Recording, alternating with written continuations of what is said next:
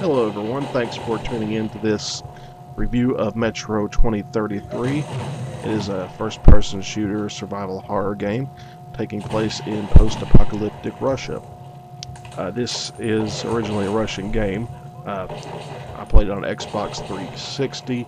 You get the choices of spoken languages and uh, subtitles, so if you don't speak Russian, and of course I don't, you do have that option. But keep in mind that will make it look like the lips aren't synced to the uh, characters, but you really couldn't play it any way if you didn't understand. But the story goes that you are part of a surviving group of humans in post-apocalyptic Russia, and this is a game that takes place in the future, possibly our own future, because they do mention as the Nazis lost a previous war, and it's sort of legendary to them.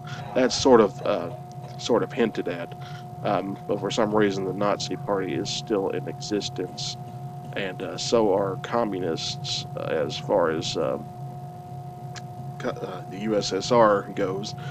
Um, but your main goal is to fight off these creatures, these beasts, demons as they call them, and other words I won't use. By the way, this is a mature game, so you might want to keep this away from kids. It gets very violent, lots of language, but it is all around fun to play. I did have a few complaints. I'll let you know about those. Um, First off, you are fighting with weapons. When you start, you fight with weapons that aren't that great, and of course you upgrade as you go along. Uh, what they use for currency here is military-grade ammunition that was manufactured prior to the apocalypse, and since it is so rare, you do use it as money. You trade that for new weapons and new ammo and that sort of thing. Um, and when you're on the surface and in other areas, you have to wear a gas mask, which that doesn't sound like it'd be too difficult to deal with, but when you start getting in close quarters with the demons, they want to beat on you. Of course, they don't shoot back because they don't have hands really to do that. They start beating on you and whacking you pretty good, and it cracks your mask. And if you don't get a new one, you could suffocate. That is very annoying because things do get very intense at times. Um, and throughout this whole game, you're led by some kind of mysterious force. I won't ruin that for you. You just have to play the game for yourself. I do recommend this game, especially if you're into first-person shooters or survival horror. But anyway, a few complaints I have with this game. As you can tell, the picture is dark, and I couldn't help that at all because they didn't give you the option to change the brightness or the contrast, which it does make sense for the effect of the game being what it is, but it is very difficult to deal with if you're not playing this at nighttime, and even then you don't know what you're gonna see or not see.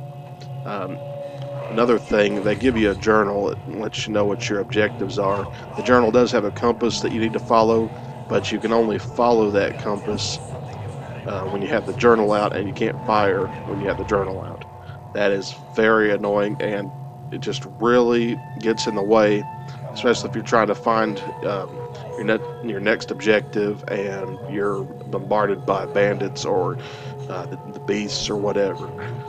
So those are my two biggest complaints there. Uh, Another complaint, which isn't really that bad, I mean, it does make it more of a challenge. The enemies, they take a lot of bullets, humans and beasts alike.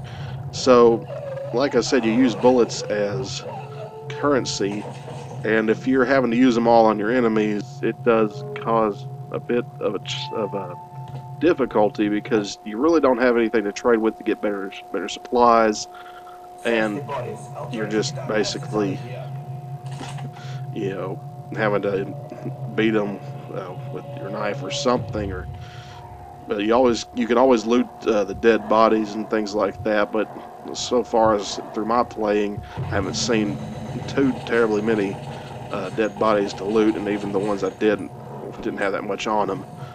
So, of course, if the bandits go through and they take what they want, then you have what's left over, apparently.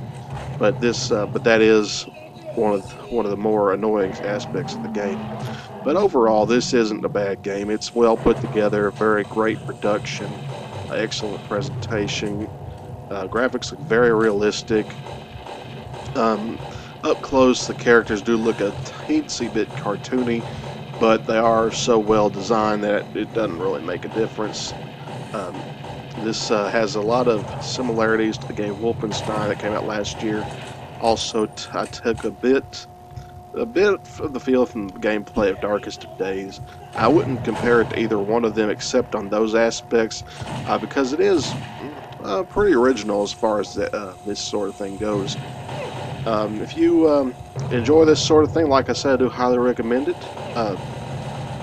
Please let me know what you think of this review, and if you've played this game, let me know what your thoughts were on it. Don't forget to follow me on Twitter, and I will see you next time.